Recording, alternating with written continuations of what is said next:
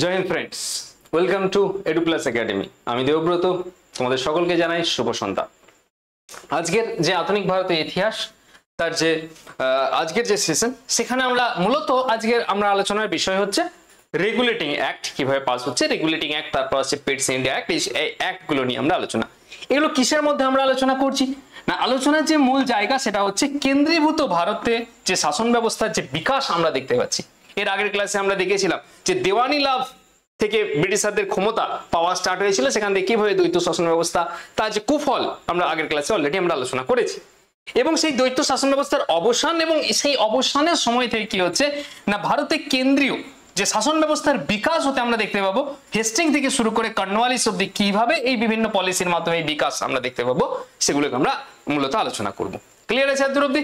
চল তাহলে প্রথমে আমরা আমরা রেগুলেটিং অ্যাক্টে যাব। রেগুলেটিং অ্যাক্টে যাওয়ার আগে আমাদের প্রথম যে বিষয়টা আমাদের জানতে হবে বা বুঝতে হবে সেটা হচ্ছে এই সময় ভারতে মূলত তিনটে প্রেসিডেন্সি ছিল।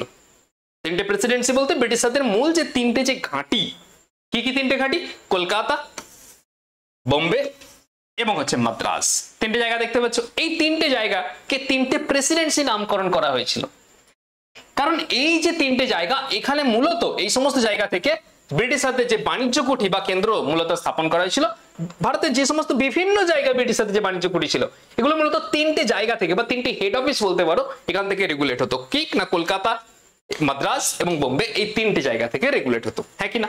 তো তিনটি প্রেসিডেন্সি, তিনটে স্থানীয় সভা বা লোকাল কাউন্সিল গঠন করা হয়েছিল এবং লোকাল কাউন্সিল যাদের অধীনে থাকতো তাদেরকে আমরা বলতাম গভর্নর।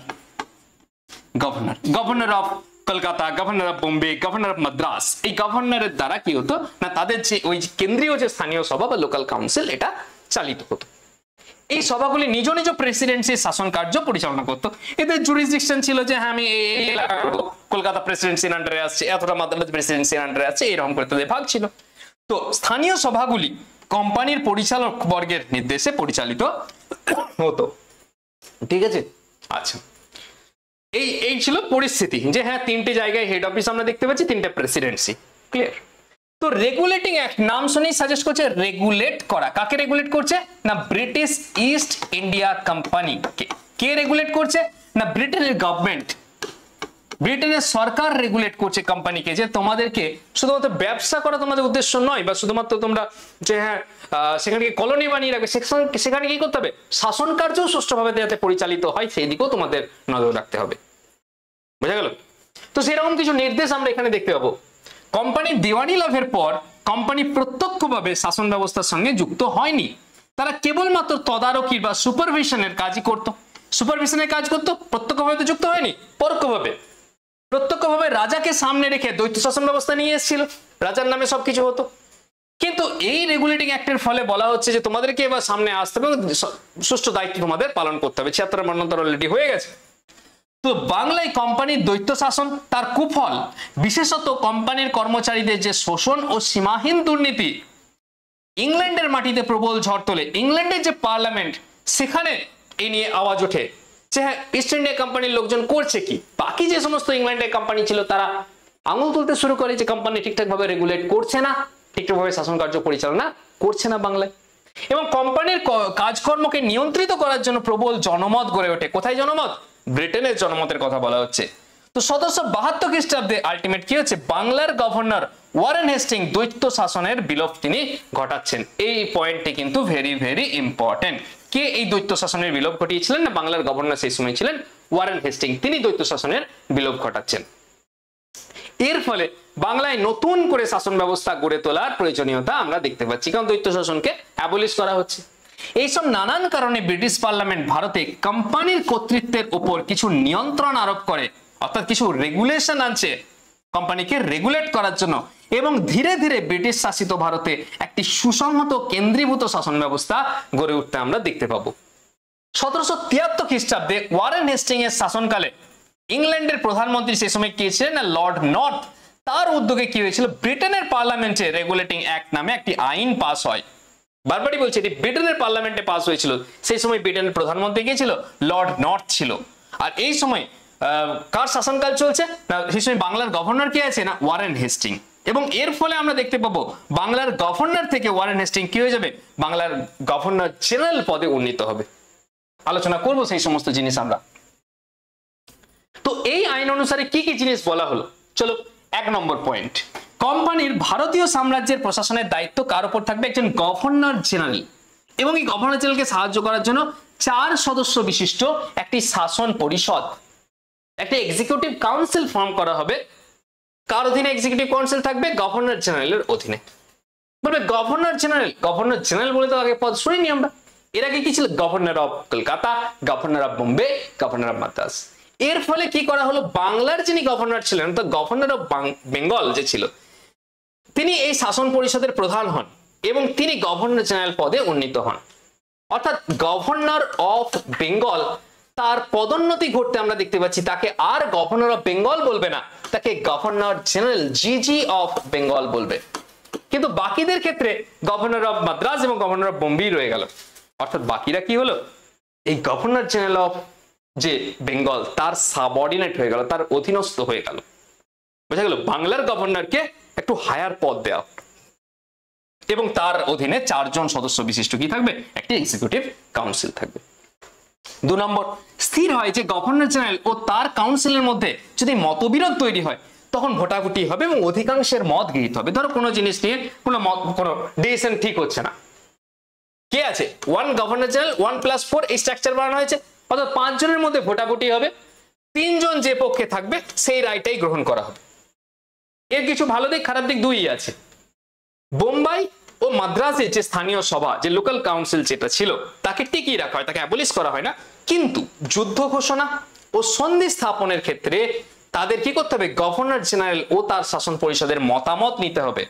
অর্থাৎ কলকাতার বা বাংলার যে গভর্নর জেনারেল, তার পরামর্শ নিয়ে তারা কোনো জায়গায় যুদ্ধ ঘোষণা বা সন্ধি স্থাপন এইসব করতে পারবেন। এর যে ইম্প্যাক্ট তারা আমরা কোথায় দেখতে পাবো? মনে করে দেখো, অ্যাংলো মারাঠা যুদ্ধের সময় আমরা বলেছিলাম বোম্বে কাউন্সিল আলাদা গল্প খেলছে, কলকাতা কাউন্সিল আলাদা গল্প খেলছে। আচ্ছা, তবে এই ব্যাপারে বিশেষ জরুরি ক্ষেত্রে বিপজ্জনক পরিস্থিতির উদয় হলে মতামত নেবার কোনো প্রয়োজন নেই, এটা একটা ফাঁক রেখে দিয়েছিল যে হ্যাঁ, কিছু এমার্জেন্সি সিচুয়েশনে তারা কি করতে পারে, যে বাংলার যে গভর্নর জেনারেল আছে তার কাছে পারমিশন নেওয়ার প্রয়োজন নেই, তারা নিজেদের মতো করে অ্যাকশন নিতে পারে। চলো, ভেরি গুড। 4 নম্বর কি ছিল না, স্বপর্ষদ গভর্নর জেনারেলকে ব্রিটিশ ভারতীয় ভূখণ্ডে, এই গভর্নর জেনারেল এবং তার যে 4 সদস্যের যে মন্ত্রী পরিষদ, তাদের কি করা হচ্ছে না, ব্রিটিশ ভূখণ্ডে শান্তি রক্ষা, প্রশাসনিক নিয়ম কানুনের প্রবর্তন, নির্দেশ ও আইন প্রণয়নের অধিকার দেওয়া হয়। বোঝা গেল, মূল যে শান্তি রক্ষা করা, প্রশাসনিক নিয়ম কানুন প্রবর্তন, নির্দেশ, আইন প্রণয়ন, এই সমস্ত কে করবে না, গভর্নর জেনারেল অফ বেঙ্গল করবে। এইভাবে রেগুলেটিং অ্যাক্টের মাধ্যমে ব্রিটিশ শাসনাধীন ভারতে কেন্দ্রীয় শাসন ব্যবস্থার সূচনা হচ্ছে। তাহলে বুঝতে পারলে কিভাবে রেগুলেটিং অ্যাক্টের দ্বারা ব্রিটিশ ভারতে কেন্দ্রীয় শাসন ব্যবস্থার যে সূচনা, সেটা আমরা ঘটতে দেখতে পাচ্ছি। এই যে রেগুলেটিং অ্যাক্ট, এটা তো পুরোপুরিভাবে ত্রুটিমুক্ত ছিল না, কারণ এর ত্রুটিগুলোকে দূর করার জন্য পরবর্তীকালে আমরা পিটস ইন্ডিয়া অ্যাক্ট আসতে দেখতে পাবো, আলোচনা করবো এরপরে। তো কি কি এর ত্রুটি ছিল না, গভর্নর জেনারেল সকল বিষয়ে শাসন পরিষদের মতামত গ্রহণে বাধ্য ছিলেন। গভর্নর জেনারেল নিজে কোনো স্পেশাল পাওয়ার ছিল না, কারণ ওই যে মেজরিটি যে রায় দেবে সেটাই থেকে মানতে বাধ্য হতো। কিন্তু বাংলার যে প্রথম গভর্নর জেনারেল কে ছিলেন? Lord Warren Hastings. এই নাম ভেরি ভেরি ইম্পর্টেন্ট। আগেই বললাম Warren Hastings governor of Bengal থেকে গভর্নর জেনারেল অফ বেঙ্গল হচ্ছেন, তাহলে first governor general of Bengal কে হচ্ছে? Warren Hastings. Very very important, পরীক্ষায় বহুবার এসছে। তো গল্প কি, এখানে গল্পে এসো। গল্প হচ্ছে এই যে কোন বিষয়ে গভর্নর জেনারেল অফ বেঙ্গল যদি কিছু কাজ করতে চাই, তার এই যে 4 সদস্যের যে পরিষদ, তার পরামর্শ ছাড়া কিছু করতে পারছে না। কিন্তু প্রথম যে বাংলার গভর্নর জেনারেল ওয়ারেন হেস্টিং, তার শাসনকালে পরিষদের সদস্যরা তার এই ওয়ারেন হেস্টিং এর সকল কাজেই কি করতো? বাধা দিত। এই অবস্থায় তার পক্ষে কাজ করা অসম্ভব। অর্থাৎ 4 সদস্যের কাউন্সিল যা বলবে, যা ভোট যেটাই রায় দেবে সেটাই থেকে মানতে বাধ্য। অন্যদিকে 2 নম্বর ত্রুটি কি ছিল? এই আইন অনুসারে বোম্বাই ও মাদ্রাজ প্রেসিডেন্সির উপর গভর্নর জেনারেলের নিয়ন্ত্রণ স্থাপিত হয়। ওই যে বললাম, মুম্বাই এবং মাদ্রাজ এই দুটো কাউন্সিল কার কাছে রিপোর্ট করবে? কলকাতার কাছে রিপোর্ট করবে। কিন্তু তারা তাদের স্বাধীনতা হারাতে রাজি ছিল না, তারা সাবঅর্ডিনেট হতে চাইছে। তারা দেখছে হ্যাঁ, দিন ধরে আমরা একই রকম ইকুয়াল র্যাঙ্কে ছিলাম, কালকে হঠাৎ করে একটা আইন এলো, আমাদের বললো অধস্তন, আমরা ওকে রিপোর্ট করবো, এ সম্ভব মানবো না। ঠিক আছে, এই কারণে আশু প্রয়োজনের অজুহাতে, ওই যে বলেছিলাম না, ইমার্জেন্সি সিচুয়েশনে তারা কি করতে পারে? যে গভর্নর জেনারেলের নির্দেশকেও অমান্য করতে পারে। বারবার এরা আশু প্রয়োজন এই অজুহাতটা, এই ক্লজটাকে দেখিয়ে তারা কি করতো না, গভর্নর জেনারেলের নির্দেশকে অমান্য করতো। ফলে গভর্নর জেনারেলের কিছু করার থাকতো না। ঠিক, নেক্সট, নেক্সট আমরা দেখব এর যে অসুবিধাগুলোর কথা বললাম রেগুলেটিং অ্যাক্টের, এই অসুবিধাগুলোকে দূর করার জন্য মূলত কি আনা হয়েছিল, পিটের ভারত শাসন আইন আনা হয়েছিল। অর্থাৎ আমরা কি দেখতে পাবো, পিটস ইন্ডিয়া অ্যাক্ট কে আমরা আসতে দেখতে পাবো। ঠিক আছে, এসেছিল কত সালে, 1784 খ্রিস্টাব্দে এই আইনকে আনা হয়।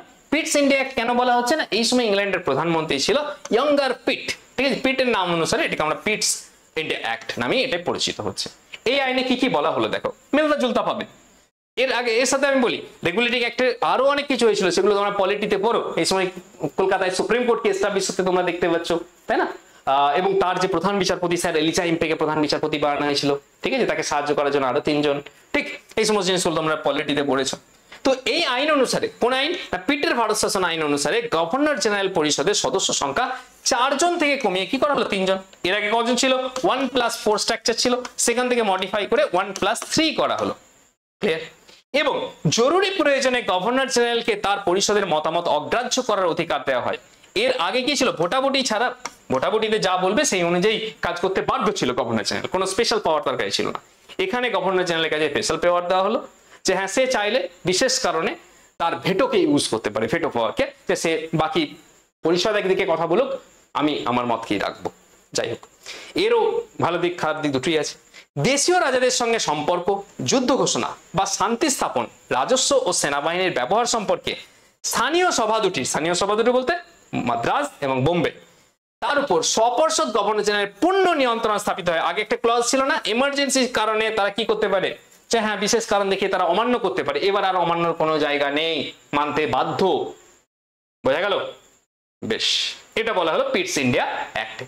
এরপর চলে আসছে 1793 খ্রিস্টাব্দে আরেকটি আইন পাস হয়েছিল, যাকে সনদ আইন বলা হয়। 1793 খ্রিস্টাব্দে সনদ আইন।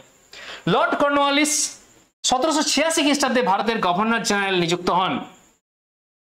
তার লক্ষ্য ছিল ভারতে একটি দক্ষ ও সুদৃঢ় শাসন ব্যবস্থা প্রবর্তন করা। লর্ড কর্নওয়ালিসকে আমরা পুলিশি ব্যবস্থায় বেশ কিছু জিনিস করতে দেখতে পাবো, এগুলো আমরা পরের ভিডিও আমরা আলোচনা করব। তো লর্ড কর্নওয়ালিস এসে তিনি প্রশাসন, বিচার ব্যবস্থা ও ভূমি রাজস্বের ব্যবস্থার ক্ষেত্রে বিশেষ কিছু উল্লেখযোগ্য পরিবর্তন সাধন করেন। কর্নওয়ালিস প্রবর্তিত শাসন ব্যবস্থা বহুলাংশে আজও অব্যাহত আছে। 1793 খ্রিস্টাব্দে সনদ আইন পাস করা হয়। এই আইনে গভর্নর জেনারেলের ক্ষমতা ও অন্যান্য দুটি প্রেসিডেন্সির উপর তার নিয়ন্ত্রণকে আরো বৃদ্ধি করা হয়, যেটা আমরা রেগুলেটিং অ্যাক্ট থেকে পিটস ইন্ডিয়া অ্যাক্টে একটু বৃদ্ধি দেখলাম, আরো বৃদ্ধি হচ্ছে কোন সময়, এই 1793 খ্রিস্টাব্দের সনদ আইনের দ্বারা। এই আইন অনুসারে গভর্নর জেনারেল অন্য দুটি প্রেসিডেন্সির যে স্থানীয় সভা, অর্থাৎ বোম্বে এবং মাদ্রাজ, তার যে স্থানীয় সভার সভাপতিত্ব করা, কোম্পানির যে কোনো কর্মচারীর উপর নির্দেশ জারি করা এবং অন্য দুটি প্রেসিডেন্সিতে হাজির হয়ে যে কোনো বিষয়ে কর্তৃত্ব করার অধিকারী হন। অর্থাৎ পুরোপুরি সাবঅর্ডিনেট করে দেওয়া হচ্ছে। রেগুলেটিং অ্যাক্ট অনুসারে স্বপর্ষদ গভর্নর জেনারেলকে বেসামরিক প্রশাসনের জন্য আইন কানুন রচনার ক্ষমতা দেওয়া হয়েছিল। 1793 খ্রিস্টাব্দের সনদ আইনে সেই ক্ষমতাকে আরো সম্প্রসারিত করা হয়। বলা বাহুল্য, এইভাবে ধীরে ধীরে ভারতে একটি কেন্দ্রীভূত শাসন ব্যবস্থা আমরা গড়ে উঠতে দেখতে পাচ্ছি। কেন্দ্রীভূত মানে সেন্ট্রালাইজ সিস্টেম আমরা দেখতে পাচ্ছি। কেন্দ্রীভূত শাসন ব্যবস্থা মানে কি, বারবারই আমি কেন্দ্রীভূত শাসন ব্যবস্থা বলছি। দেখো কি বলবো, ইতিহাস কিভাবে চলে, ইতিহাসকে যদি ভালোভাবে লক্ষ্য করো তো কোনো সময় সেটা সেন্ট্রালাইজ হবে, কোনো সময় ডিসেন্ট্রালাইজ হবে। সেন্ট্রালাইজ মানে হচ্ছে একটি বিশেষ ক্ষমতা কেন্দ্র ভাবো, কেন্দ্রের হাতে সমস্ত ক্ষমতা, তখন মনে হলো সেন্ট্রালাইজ সিস্টেম। এখানে কি করা হচ্ছে, প্রথম বেঙ্গল, বোম্বে এবং মাদ্রাজ তিনটি একই গোত্রে ছিল, সেম র্যাঙ্কে ছিল। কি করা হলো, ধীরে ধীরে বেঙ্গলের যে কি বল প্রেসিডেন্সি, তাকে পাওয়ারফুল বানানো হচ্ছে। সেটা আমরা রেগুলেটিং অ্যাক্টে দেখতে পাবো। পিটস ইন্ডিয়া অ্যাক্টে আরেকটু পাওয়ারফুল করা হলো, 1793 সনদ আইনে আরো পাওয়ারফুল করা হলো, পুরোপুরি ভাবে বেঙ্গলের সাবঅর্ডিনেট বোম্বে এবং মাদ্রাজকে বানানো হলো। কি করা হচ্ছে, একটি দিকে শক্তির কেন্দ্রীভূতকরণ দেখতে পাচ্ছি, সেন্ট্রালাইজ সিস্টেম আমরা দেখতে পাচ্ছি। এটাকে আমরা বলছি কেন্দ্রীভূত শাসন ব্যবস্থা। পরবর্তীকালে আবার দেখবো যে এটাকে ডিসেন্ট্রালাইজ করা হচ্ছে। এটাকে ডিসেন্ট্রালাইজ মানে এই যে বিভিন্ন প্রদেশ, সেই প্রদেশগুলোর কাছেও কিছু কিছু করে ক্ষমতা এবার দান করা, হ্যাঁ এই দায়িত্ব তুমিই সামলাবে, এই দায়িত্ব তুমিই সামলাবে, এটাকে বলে ডিসেন্ট্রালাইজ সিস্টেম। ঠিক আছে, তো ইতিহাসে এই সেন্ট্রালাইজ এবং ডিসেন্ট্রালাইজ কিন্তু ক্রমান্বয়ে চলতে আমরা দেখতে পাবো। চলো আজকের ক্লাসে এই পর্যন্তই থাক। পরের ক্লাসে আমরা আলোচনা করব বিচার ব্যবস্থা ও পুলিশ ব্যবস্থাকে নিয়ে। বিচার ব্যবস্থা, প্রথমে আমরা বিচার ব্যবস্থা নিয়ে আলোচনা করব। সেই বিচার ব্যবস্থায় আমরা ওয়ারেন হেস্টিং এর ভূমিকা এবং বিচার ব্যবস্থায় কর্নওয়ালিস কিভাবে অবদান রেখেছেন সেটা দেখব, এবং পুলিশি ব্যবস্থায় আমরা একই রকম ভাবে অনুরূপ ভাবে ওয়ারেন হেস্টিং এবং কর্নওয়ালিস কি ভূমিকা রেখেছেন এটা আমরা নেক্সট ক্লাসে আলোচনা করব। ক্লিয়ার আছে সমস্ত কিছু? যদি তোমাদের আমার পড়ানো ভালো লাগে, যদি ক্লাস কোনোভাবে তোমাদের উপকারে লাগে, ঠিক আছে, তাহলে সেটা তোমাদের নিচে ফিডব্যাক কমেন্ট সেকশন এবং লাইক সেকশন, সেখানে তোমরা সেটাকে প্রকাশ করবে। ঠিক আছে, আমি মানে এই সিরিজটা চালানোর মূল উদ্দেশ্য এটাই যে ইতিহাসকে অনেকভাবে পোট্রে করে, ইতিহাস একটা বার্ডেন হিসাবে দেখা হয় এবং ইতিহাস কি বলবো একটা যেহেতু এর বিস্তৃত একটা সিলেবাস আছে, সুতরাং ইতিহাসকে মনে রাখাটা একটা বড় ইস্যু হয়ে দাঁড়িয়েছে। তো যতক্ষণ না ইতিহাসকে গল্পের আকারে বুঝতে পারছো ততক্ষণকে ইতিহাসকে কিন্তু মনে রাখাটা একটা কি বলবো অসুবিধার জায়গা তৈরি হবে। তো সেই অসুবিধা যাতে তোমাদের না হয়, যাতে করে ইতিহাসকে গল্পের ছলে তোমরা দেখতে পাও, চোখে ভিজুয়ালাইজ করতে পাও, সেটাই হচ্ছে মূল আমার উদ্দেশ্য এই সিরিজকে তোমাদের সামনে কন্টিনিউ করার। বাকি জানাতাম তোমরা বলবে তোমাদের সিরিজ কেমন লাগছে না লাগছে। ক্লাস যদি ভালো লাগে অবশ্যই ফিডব্যাক কমেন্ট সেকশনে তোমরা জানাবে। চলো দেখা হচ্ছে পরের ক্লাসে।